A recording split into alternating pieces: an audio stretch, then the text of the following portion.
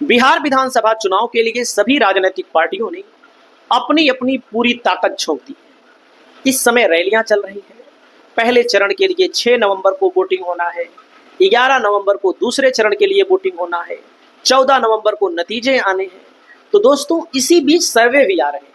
अलग अलग कंपनियों के अलग अलग आंकड़े आ रहे हैं। इस वीडियो में आप सभी साथियों को मैं बताने जा रहा हूं कि किस कंपनी के द्वारा आंकड़ा क्या बताया जा रहा है। पूरी वीडियो को देखिए। चैनल पर पहली बार आए हैं तो चैनल को जरूर सब्सक्राइब करिएगा। सबसे पहले हम आप साथियों को बताना चाहेंगे, आप लोग इस सर्वे देखेंगे तो इस सर्वे में देखो, ये सर्वे दिया गया है भैया लोक पोल के द्वारा।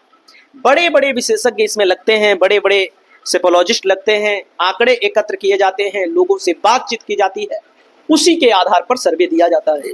जैसे लोक पोल कहता है भैया, लोक पोल मेगा सर्वे कहता है कि बिहार को इसने कई जोन में बांटा है। भागलपुर, दरभंगा, कोसी, मगध, मुंगेर, पटना, पूर्णिया, सारण, तिरहुत, यानी कि 1 2 3 4 5 6 7 8 9 जोन में बांटकर इसने बताया है कि कहां कहां पर कौन कितना आगे है। बाकी हम तो एक एक सीट के लिए अपना खुद का सर्वे लेकर आते हैं। ये तो कंपनियों का सर्वे है, बड़े बड़े विद्वानों का सर्वे है। भागलपुर में बताया गया है दोस्तों, एनडीए को 6 से 8 सीट मिलेगी इस सर्वे के मुताबिक, लोक पोल के मुताबिक। महागठबंधन को 4 से 5 सीट मिलेगी। अदर को 0 से 1 सीट मिलेगी। अदर में कौन? अदर में ओवैसी को मानिएगा, एकाध सीटों पर निर्दलीय को मानिएगा, और एकाध सीटों, कुछ सीटों पर बसपा को मान लीजिएगा, एकाध 2 सीटों पर, इससे ज्यादा नहीं होगा। यही नहीं, पूरे में अदर की बात हम कर रहे हैं। दरभंगा में दोस्तों एनडीए को 15 से 17 सीट, महागठबंधन को 11 से 13 सीट, अदर को 0 सीट मिल रही है। यानी कि आप लोग देखेंगे तो दरभंगा में महागठबंधन कमजोर है और एनडीए मजबूत है। दरभंगा में महागठबंधन कमजोर है, एनडीए मजबूत है, यानी कि दोनों में एनडीए यहां पर आगे है, एनडीए यहां पर आगे है। अब कोसी में आएंगे। कोसी में दोस्तों 6 से 7 सीटें हैं एनडीए के खाते में बताई गई हैं, 5 से 6 सीटें महागठबंधन के खाते में बताई गई हैं। कोसी में भी एनडीए मजबूत है, थोड़ा ही मजबूत है लेकिन मजबूत है। अब यहां पर मगध में आ जाइए। मगध में दोस्तों यहां पर आप लोग देख सकते हैं 10 से 12 एनडीए, 14 से 16 महागठबंधन, 0 से 1 अदर को। यानी कि यहां पर दोस्तों, यहां पर आप लोग देखेंगे तो मगध में महागठबंधन एनडीए की तुलना में मजबूत बताया गया है।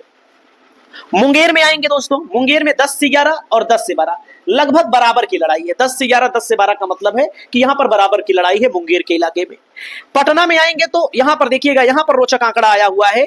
पटना में एनडीए को 14 से 16 सीट दी गई है, महागठबंधन को 26 से 28 सीट दी गई है। यानी कि महागठबंधन, अदर को 0 से 1, महागठबंधन को जो बड़ा फायदा दिख रहा है, ये बड़ा फायदा कहां दिख रहा है?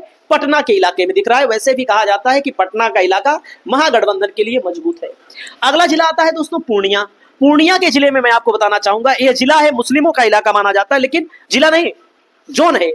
लेकिन यहां पर भी 10 से 11 यहां पर ओवैसी की पार्टी ले रही है महागठबंधन की 2-3 सीटें, जो कोर वोटर माना जाता है मुसलमान महागठबंधन के लिए। तो इससे महागठबंधन की सीटें एनडीए के बराबर यहां पर दिख रही हैं आपको। अगर मान लीजिए महागठबंधन यही वोट जो इनको दे रहा है ओवैसी को, यही महागठबंधन को दे दिया, तो इसमें से कुछ सीटें कम हो सकती हैं, इसमें से भी कुछ सीटें कम हो सकती हैं दोस्तों। चलो ठीक है। यहां पर सारण में आ जाइए, 10 से 11 महागठबंधन, 12 से 13 अदर, 0 से 1, यहां पर भी महागठबंधन आगे है। तिरहुट में आ जाइए, 25 से 27 एनडीए को, 21 से 22 महागठबंधन को। यानी कि कुल मिलाकर के यहां पर चेक करेंगे, भागलपुर में, दरभंगा में, कोसी में, आप चेक करेंगे कोसी में, और उसके बाद आप देखेंगे तिरहुट में इनका ज्यादा जनाधार है एनडीए वालों का। बाकी महागठबंधन वालों का दोस्तों मगध में अच्छा खासा जनाधार है, मुंगेर में मान लीजिए बराबर की लड़ाई है, पटना में ज्यादा बढ़ रहा है, उसके बाद पूर्णिया में बराबर की लड़ाई है, सारण में ज्यादा बढ़ रहा है, और तिरहुट में तो और ज्यादा बढ़ रहा है। एक आंकड़ा है। और दूसरा आंकड़ा मैं आपको बताना चाहूंगा, टोटल में एनडीए को 105 से 114 सीट, 122 बहुमत के लिए देख लीजिए। यानी कि कुल मिलाकर के बहुमत से कम है तो अदर का सहारा लेना पड़ेगा। कम है 122 से कम, आप लोग देखिएगा अदर का सहारा यहां पर लेना पड़ रहा है। अदर के सहारे में मान लीजिए 2 से 5 सीट आएंगी, तब भी नहीं पहुंचेंगे। भाई 5 अगर मान लीजिए अधिकतम आ गई, ये वाला 5 इसमें चला गया अदर वाला, तब भी 110 पहुंचेगा, कम से कम की बात कर रहे हैं। अगर इसमें यही 5 मैक्सिमम वाला जोड़ दीजिए तो 119, यानी कि तब भी बहुमत के करीब पहुंच रहे हैं, लेकिन बहुमत नहीं पूरा होगा। महागठबंधन 118, ये भी बहुमत से कम ही है। अगर मान लीजिए महागठबंधन के पास 118 आ गई, 5 मान लीजिए अदर वालों ने समर्थन दे दिया, क्योंकि जिसका ज्यादा रहता है उसी को समर्थन भी मिलता है, जिसकी ताकत रहती है उसी को समर्थन भी लोग देते हैं। हालांकि केंद्र में मोदी जी की सरकार है, वहां भी कुछ हो सकता है। दोस्तों यहां पर देख सकते हैं 118 से फिर अगर 5 आ गई अधिकतम तो 123 सीटें हो सकती हैं, यानी कि महागठबंधन बहुमत प्राप्त कर सकता है कम से कम में। 126 आ गई तो किसी की जरूरत ही नहीं पड़ेगी इसको। अदर को 2 से 5 सीटें मिल रही हैं। वोट ऑफ परसेंटेज में कोई बहुत बड़ा उलटफेर नहीं है, 38 से 41%, एनडीए को 39 से 42%, महागठबंधन को 12 से 16% अदर को मिल रही है। दोस्तों अगला नंबर मैं आपको बताना चाहूंगा, एक और सर्वे है। यह सर्वे हमारा नहीं है, मैं पहले बता दूं, यह सर्वे बड़े बड़े विद्वानों का है, बड़े बड़े आईआईटीएन का है, बड़े बड़े रिसर्च सेंटरों का है सर्वे। अपने आप से मैं कुछ नहीं बता रहा हूं, इसमें जो बताया गया है वही मैं आपको प्रेजेंटेशन के माध्यम से दिखा रहा हूं बस। सीमांचल के इलाके में अगर आप आ जाइए भैया, सीमांचल के इलाके में अगर आप आ जाएंगे, यहाँ पर दोस्तों SAS ग्रुप का सर्वे है। इसने बताया है कि सीमांचल में इन्होंने 5 जोन बनाए, 5 रीजन में इसको बांटा है। सीमांचल में 24 सीटें, 8 से 9 एनडीए, महागठबंधन 12 से 13, जनसुराज को 3 से 4, 2 से 3 यहाँ पर AIMIM को इसने दिया है। आंध्र प्रदेश में आएंगे 27 सीट है, 12 से 13 एनडीए को, महागठबंधन को 10 से 11, जनसुराज पार्टी को 4 से 5, अदर को 1 से 2। अदर का मतलब AIMIM भी महत्वपूर्ण अदर है। मिथिलांचल में आएंगे 50 सीटें हैं, 24 से 25 एनडीए को, 25 से 26 एनडीए को, जनसुराज को 0 से 1, अदर को 1 से 2। नॉर्थ बिहार में 72 सीटें हैं, 39 से 40 एनडीए को, 29 से 31 एनडीए को, जनसुराज पार्टी को 3 से 4, 1 से 2 यहाँ पर अदर को। मगध में आएंगे, मगध भोजपुर का इलाका दोस्तों, 70 सीटें यहाँ पर महागठबंधन बहुत मजबूत है, 39 से 41 सीटें मिल रही हैं, 25 से 27 सीटें एनडीए को मिल रही हैं, 4 से 5 सीटें जनसुराज को, 1 से 2 अन्य को। यानी कि अगर आप टोटल पे कैलकुलेशन करने के लिए आएंगे, टोटल का कैलकुलेशन यहाँ पर है दोस्तों 243 सीट है, 108 से 114 एनडीए के लिए बताया गया है। यहाँ पर भी जो लोग पोल ने बताया है लगभग वही यहाँ पर भी बताया है, एक आध दो इधर उधर होता है बस। यहाँ पर 15 से 121 सीटें यहाँ पर भी, मतलब कि दोनों बहुमत में नहीं।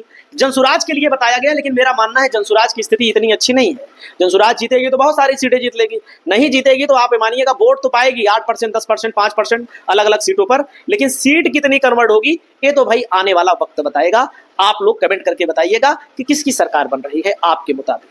वैसे बड़े बड़े विद्वान हैं, जैसे खान सर है विद्वान, जैसे आप सब जानते हैं कि योगेंद्र यादव है विद्वान, जैसे आप सब जानते हैं रवीश कुमार, अभय दुबे, इन लोगों के सर्वे में बताया जा रहा है कि महागठबंधन को बढ़त है, महागठबंधन को एज है। और बड़े बड़े मीडिया वाले जो मेन स्ट्रीम मीडिया है, जिसको गोदी मीडिया लोग कहते हैं, वो लोग तो बता रहे हैं भैया बीजेपी को कोई हरा नहीं सकता, नीतीश कुमार 170 180 सीट ला रहे हैं। कुछ लोग तो कह रहे हैं जैसे 400 वाला नारा अब की बार 200 पार बता रहे हैं। तो ऐसा कुछ नहीं है, महागठबंधन की स्थिति मजबूत है। लेकिन कुछ लोग ये भी कह रहे हैं अगर नीतीश कुमार को बीजेपी ने मुख्यमंत्री नहीं बनाया तो नीतीश कुमार का कोई भरोसा नहीं है, चाचा भतीजे फिर एक बार आ सकते हैं।